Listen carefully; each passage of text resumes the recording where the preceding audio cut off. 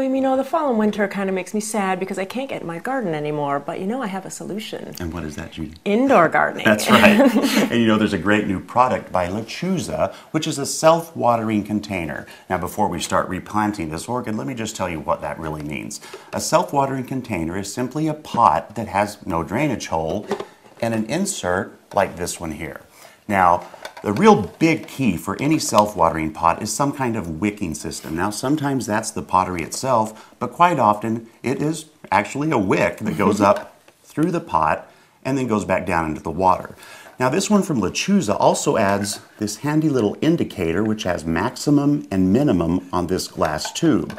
What that's going to provide you is the ability to see when the well, which is at the bottom of this container, has actually gone dry. Now, there's all different kinds of plants you can put in this, Judy, but the orchids actually have some specific things. So let's talk about this one right here.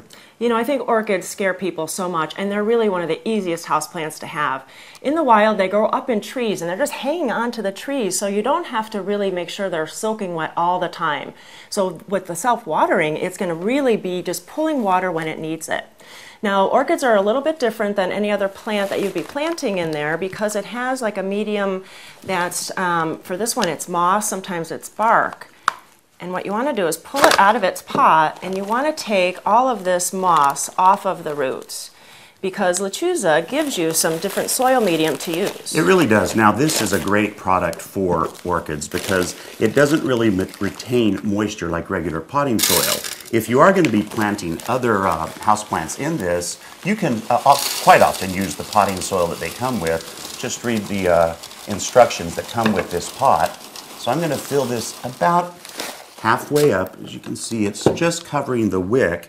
And then Judy has the hard task of getting all of the moss off of these and cutting it out. And don't be afraid to have to cut some of the roots if you're doing this. It's fine. And this has a double cage on it. It does.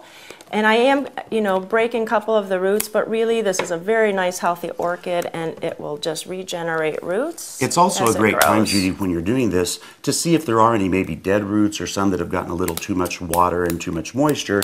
You can take those out then and help the plant in the long run. Right. Oh, and under this one, there's actually some bark. Sometimes it'll have bark in it. Sometimes it'll be all moss. So you just have to wait until you get in there. Oh my gosh, it is very vigorous. There you go. Now, once that's all pulled out, you can really see the root system. And like we said, don't be upset if you lose some roots there. It'll be fine. Right. Nature is very forgiving. And this one has a little bit of a stake, so we're going to put that down in there too so that it helps keep the flowers nice and strong there. And then all you do, she's going to shake it as I fill it up. Now remember, just because they give you all of this doesn't mean you have to use it all. If you get to the top, I think we just might, though. Let me turn it around here. It makes a nice little kind of soil look there, too. It's nice and clean looking. There you go. Right. Oh, it's nice and stable, too.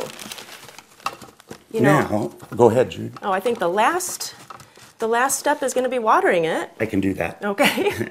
Now, and on this one, too, they do tell you that you just water right through the top. Some of them have a little side hole, and you water through that. But this one, you just pour it through, and I bet you anything, Judy, as we fill this with water, I see the indicator. There it is. And so I'm just going to go up to maximum, and then I know I'm done. You know, I think that one of the #1 problems with houseplants is overwatering, and I think we just love them to death. We always think that they need a drink, and especially in the winter, our houses are a little cooler. There's not as much light to help that water evaporate. Yeah. So I think the self-watering pot is really going to cure all that. So whether you pick a great product from Lechuza or another self-watering pot, you can go to any of your independent garden centers and find a great selection there.